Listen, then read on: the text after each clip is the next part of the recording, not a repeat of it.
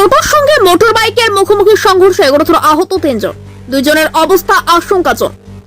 আবারও বেপরোয়া বাইকের দৌরাত্ম্য। মুর্শিদাবাদের বহরমপুর শেরপুর রাজ্য সড়কের জিয়াদারা ডিপডাঙ্গা এলাকায় টোটোর সঙ্গে মোটর বাইকের মুখোমুখি সংঘর্ষে গুরুতর আহত হয়েছেন 3 জন। আহতদের মধ্যে 2 জনের অবস্থা আশঙ্কাজনক বলে জানা গেছে। প্রত্যক্ষদর্শীদের দাবি, দুইটি বাইক মহলন্দির দিক থেকে জীবন্তীর দিকে দ্রুত গতিতে রেসিং করছিল। সেই সময় নিয়ন্ত্রণ হারিয়ে একটি বাইক উল্টো দিক থেকে আসা একটি টোটোর সঙ্গে সজোরে ধাক্কা মারে। সংঘর্ষের তীব্রতায় টোটোটি উল্টে যায় ও দুমড়ে মুচড়ে যায়। দুর্ঘটনায় এক বাইক আরোহী ও টোটো চালক সহ মোট 3 জন গুরুতর আহত হন।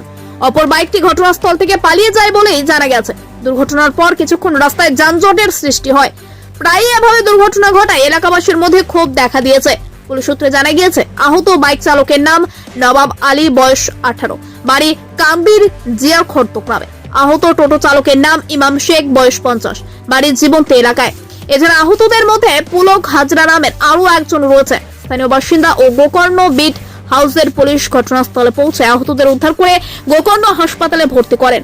স্থানীয় বাসিন্দা ইনজামামুল বলেন, আমাদের এই রাস্তায় বাইকগুলো খুব দ্রুত গতিতে চলে, প্রায়ই রেসিং হয়। প্রশাসন যদি এখানে ব্যারিকেড বা স্পিড বাম্পার বসায় তাহলে দুর্ঘটনা অনেকটাই কমবে।